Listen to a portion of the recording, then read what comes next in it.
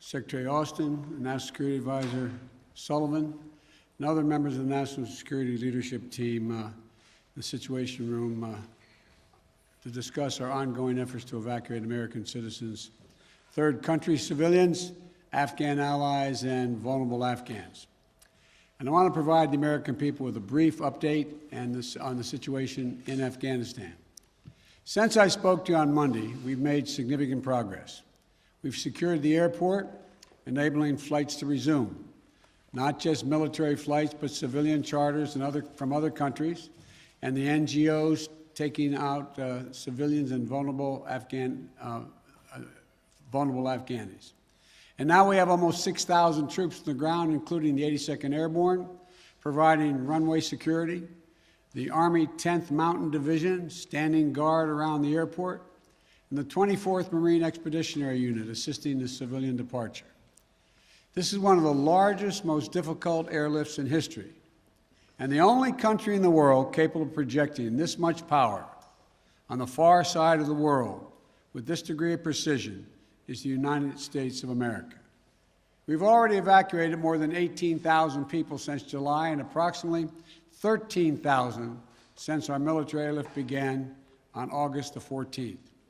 Thousands more have been evacuated on private charter flights facilitated by the U.S. government. These numbers include American citizens and permanent residents, as well as their families. It includes SIV applicants and their families, those Afghans who have worked alongside us, served alongside of us, gone into combat with us, and provided invaluable assistance to us, such as translators and interpreters. The United States stands by its commitment that we've made to these people, and it includes other vulnerable Afghans, such as women leaders and journalists.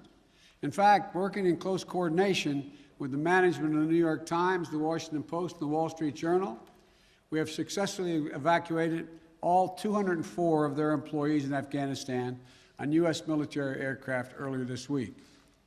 We've established the flow of flights, and we've increased the number of people we're moving out of the country. We paused flights in Kabul a few hours this morning to make sure we could process the arriving evacuees at their transit points. But our commander in Kabul has already given the order for outbound flights to resume. Even with the pause, we've moved out 5,700 evacuees yesterday, and we're working on a variety to verify that number of the Americans are still in country as we work on this, because don't have the exact number of people who are Americans who are there, and those who may have come home to the United States. We want to get a strong number as to exactly how many people are there, how many American citizens, and where they are. Just yesterday, among the many Americans we evacuated, there were 169 Americans who we got over the wall into the airport using military assets. We're also facilitating flights for our allies and our partners, and working in close operational coordination with NATO on this evacuation. For example, we provided overwatch for the French convoy bringing hundreds of their people from the French embassy to the airport. These operations are going to continue over the coming days before we complete our drawdown. We're going to do everything that we can to provide safe evacuation for our Afghan allies, partners, and Afghans who might be targeted because of their association with the United States. But let me be clear.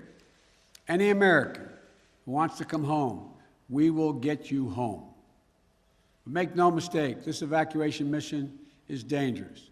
It involves risks to our armed forces, and it's being conducted under difficult circumstances. I cannot promise what the final outcome will be, or what it will be, that it will be without risk of loss. But as Commander-in-Chief, I can assure you that I will mobilize every resource necessary. And as an American, I offer my gratitude to the brave men and women of the U.S. Armed Forces who are carrying out this mission. They're incredible. And as we continue to work the logistics of evacuation, we're in constant contact with the Taliban, working to ensure civilians have safe passage to the airport. We are particularly focused on our engagements on making sure every American who wants to leave can get to the airport. Where we have been seen challenges with Americans, for Americans, we have thus far been able to resolve them.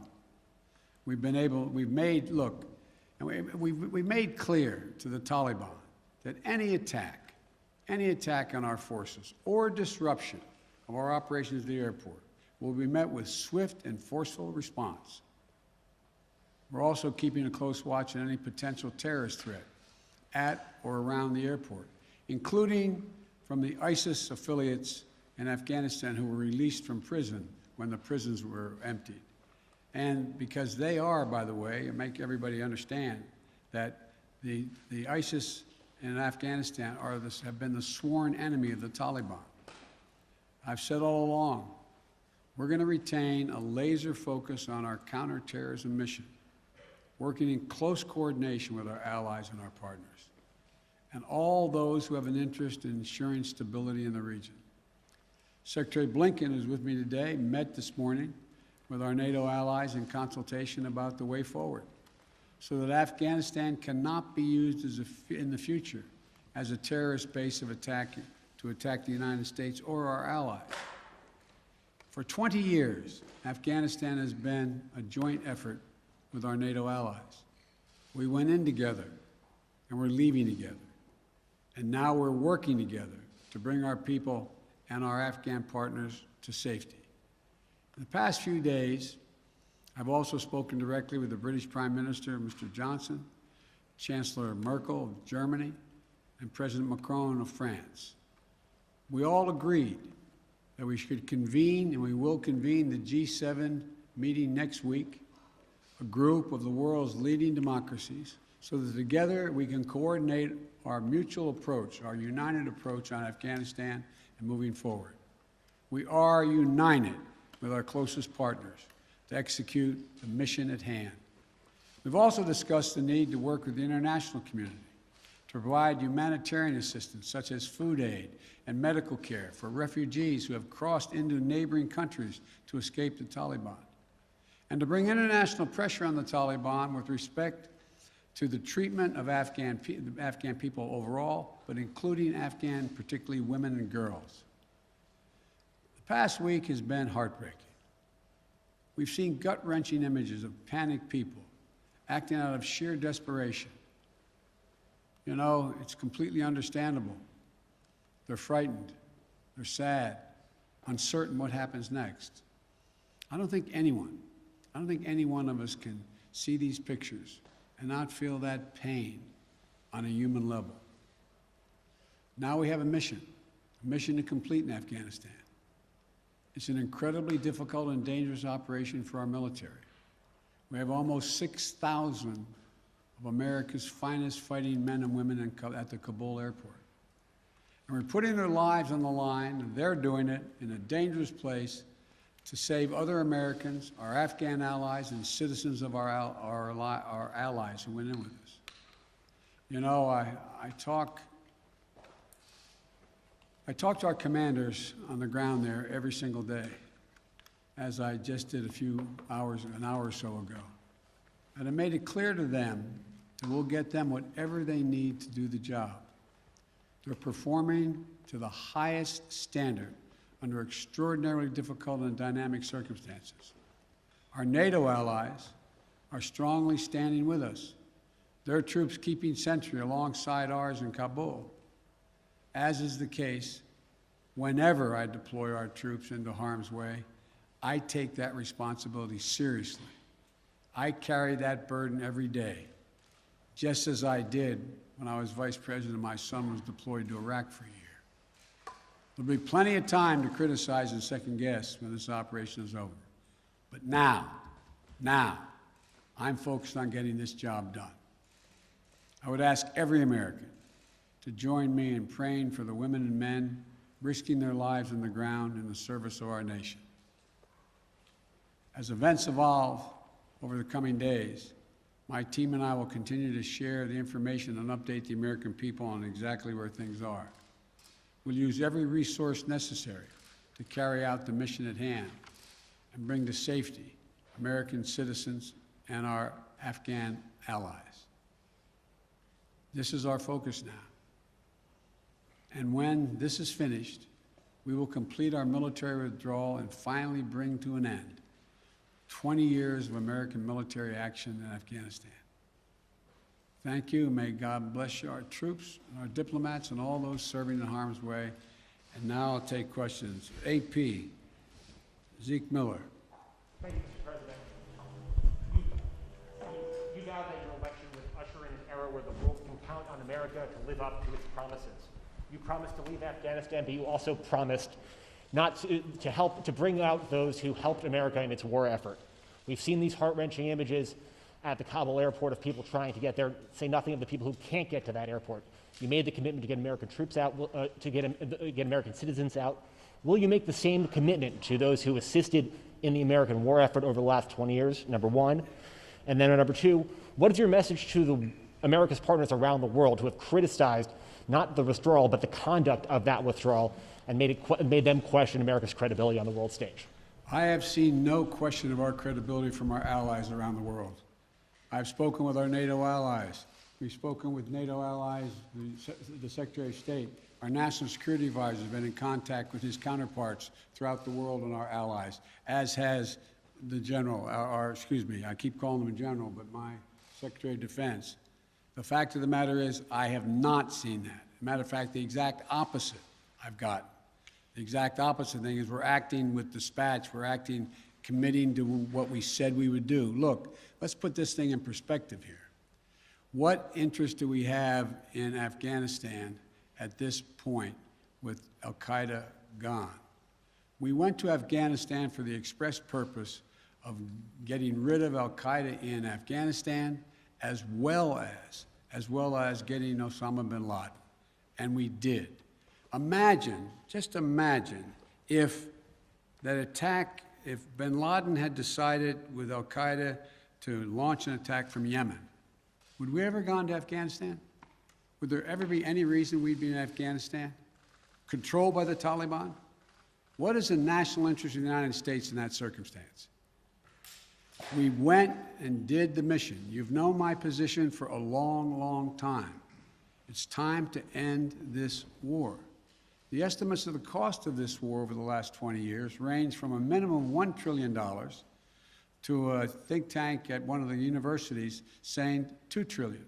That's somewhere between $150 million a day and $300 million a day. The threat from terrorism has metastasized. There's a greater danger from ISIS and al-Qaeda and all these affiliates in other countries by far than there is from Afghanistan. And we're going to retain an over-the-horizon capability that if they were to come back to be able to take them out, surgically move. So this is where we should be. This is about America leading the world, and all our allies have agreed with that. And by the way, before I made this decision, I was at the G7 as well as met with our NATO partners. And I told them all, every one of them knew and agreed with the decision I made to jointly end our involvement in Afghanistan. The first part of your question was, I can't remember now. Would you commit to the same commitment? Would you make the same commitment to bring out Afghans who assisted in the war effort? Yes, we're making the same commitment. There's no one more important than bringing American citizens out. I acknowledge that.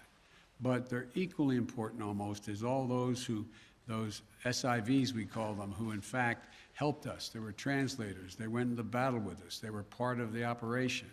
As well as we're also trying to get out as many NGOs, non-government organizations, women's organizations, et cetera. We're doing all we can. In the meantime, Secretary Blinken and I am going to be working with our allies to see to it that we can bring international pressure on the Taliban they're looking to gain some legitimacy. They're going to have to figure out how they're going to maintain that country. And there's going to be harsh conditions, strong conditions we're going to apply, and it will depend on whether they get help based on whether or not how and well they treat women and girls, how they treat their citizens. So this is just beginning on that score. Are you willing to stay past the 31st to make that happen, to bring all the Americans out, to bring those SIVs out? I think we can get it done by then, but we're going to make that judgment as we go. Now, Justin Sink of Bloomberg. You just said that you would keep a laser focus on counterterrorism efforts and that you don't see as great of a threat of terrorism from Afghanistan as other parts of the world.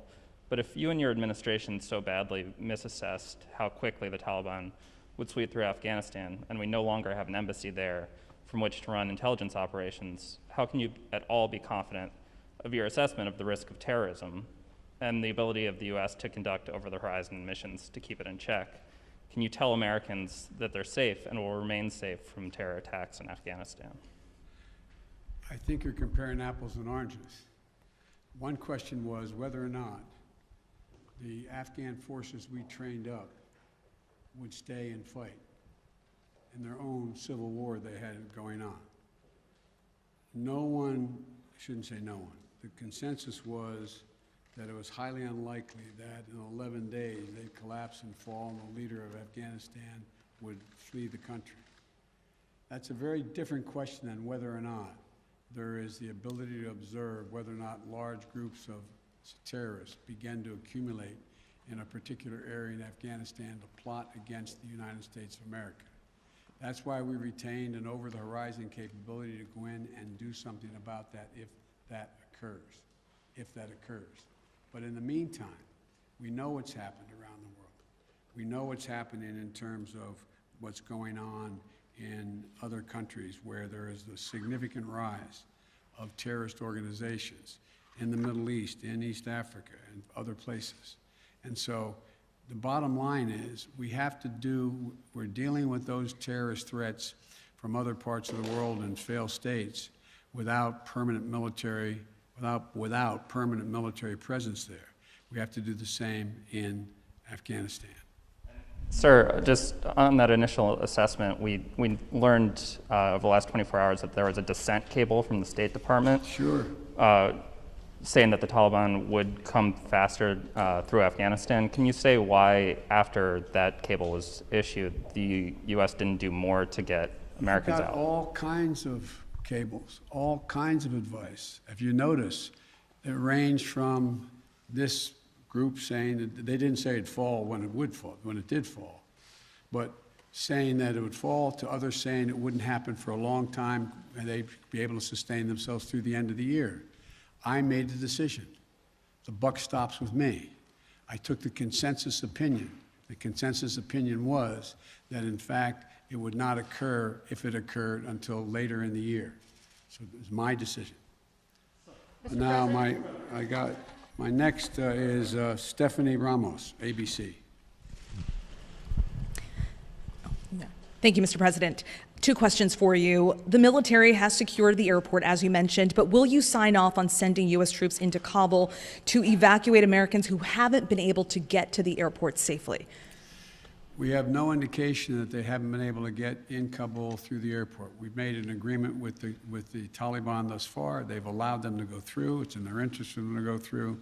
So we know of no circumstance where American citizens are carrying an American passport are trying to get through to the airport. But we will do whatever needs to be done to see to it they get to the airport.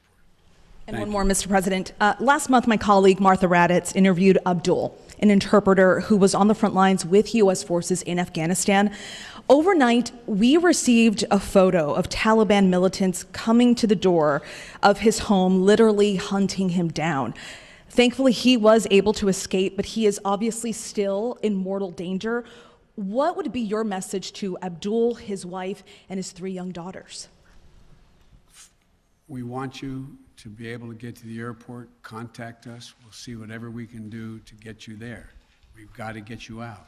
We are committed to deal with you, your wife, and your child, to get all 3 of you out of Afghanistan. That's the commitment. Thank you, sir. Meredith Lee of PBS NewsHour. You mentioned just now using every resource available for evacuations.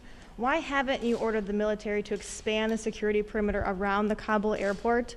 Do you have any plans to do so, given that will likely require more U.S. troops? And are you considering rescue operations to recover Americans and Afghan allies stuck behind Taliban checkpoints? The answer is yes to the last question. We're considering every opportunity, and every means by which we could get folks to the airport. That's number one. Number two, the reason why we have not gone out and started and set up a perimeter way outside the airport in Kabul is that it's likely to draw an awful lot of unintended consequences in terms of people who, in fact, are not part of the Taliban. We've been in constant contact with the Taliban leadership on the ground in Kabul, as well as the Taliban leadership at Dahou. And we've been coordinating what we were doing. That's why we were able, for example, how we got all of our embassy personnel out, how we got everyone out of the embassy safely. That was the distance. That's how we helped get the French out and out of their embassy. So the question remains, there will be judgments made on the ground by the military commanders at the moment, and that I cannot second guess each of those judgments to be made. But the idea of, again, let me get back to the fundamental point I made at the outset. When the decision was made by me that, and it was made some time ago, and I ran 4 presidents saying I wanted to get us out of Afghanistan. One of the things that is a reality is people now say to me and to others, and many of you say it on air, that why did we have to move because no Americans are being attacked? Why did we withdraw those, why did we agree to withdraw 2,500 troops? No Americans are being attacked. As I said before, the reason they weren't being attacked was part of an agreement that Trump had made a year earlier. We will leave by May 1st, he said, as long as there's no attack on Americans in that year period. Number one. Number two, the Taliban was taking large swaths of the countryside, north and south. None of the major areas, none of the major points of the capitals of each of these provinces. But they were all over the country. And the idea that if I had said on May the 2nd or 3rd, we are not leaving, we are staying, does anybody truly believe that I would not have had to put in significantly more American forces, send your sons, your daughters, like my son was sent to Iraq, to maybe die? And for what? For what? So the only rational thing to do, in my view, was to set up and pre-position American forces for the purpose of evacuation, and the aircraft to pre-position those ahead of time so that we would be able to begin the process of evacuation of American citizens, SIVs, and others who helped us. The last point I'll make is this. Look, if we had decided 15 years ago to leave Afghanistan, it would have been really difficult. If we decided 5 years ago, if we continued the war for another decade and tried to leave, there's no way in which you'd be able to leave Afghanistan without there being some of what you're seeing now. But what we've done so far is we've been able to get a large number of Americans out, all our personnel at the embassy out, and so on. And thank God, so far, knock on wood, we're in a different position. Scott Detro. Scott, NPR. Thank you, Mr. President. I just want to follow up on something you said a moment ago. You said that there's no circumstances where American citizens cannot get to the airport. That doesn't really square with the images we're seeing around the airport, with the reporting on the ground from our colleagues who are describing chaos and violence. Are you saying unequivocally that any American who wants to get to the airport is getting there and getting past the security barrier and to the planes where they want to go? I thought the question was, how can they get through to the airport outside the airport? And the answer is, to the best of our knowledge, the Taliban checkpoints, they are letting through people showing American passports. Now, that's a different question when they get in the rush and crowd of all the folks just outside the wall near the airport. That's why we had to, I guess, was it yesterday or the day before? We went over the wall and brought in, how many? 169 Americans. So it is a process to try to figure out how we deal with the mad rush of non-Americans, those who didn't help, those who were not on the priority list, just any Afghan to be able to get out of the country. And so my guess is that no matter what, under what circumstances there's not a whole lot of Afghanis, there's a whole lot of Afghanis that just as soon come to America, whether they're any involvement with the United States in the past at all, rather than stay under Taliban rule or any rule. So what I was saying is that we have an agreement that they will let pass through the checkpoints that the Taliban control, let Americans through. But given this, given the negotiations with the Taliban, the scenes that we're seeing, can you just fully explain why the plan wasn't to go ahead with these evacuations of both Americans and allies before the drawdowns began, before Bagram was closed, looking back several months? Because whether it was now or several months from now, there seems to be a broad consensus that the Taliban would make these gains and these would be needed at some point. Well, yeah, at some point. But the point was that although we were in contact with the Taliban and Doha for this whole period of time, that some point wasn't expected to be the total demise of the Afghan National Force, which was 300 persons. Let's assume the Afghan National Force had continued to fight and they were surrounding Kabul. Be a very different story, very different story. But the overwhelming consensus was that they were not going to collapse. The Afghan forces, they were not going to leave. They were not going to just abandon and then put down their arms and take off. So that's what happened. Thank you very, very much. Thank you. Why do you continue to trust the Taliban, Mr. President? Why do you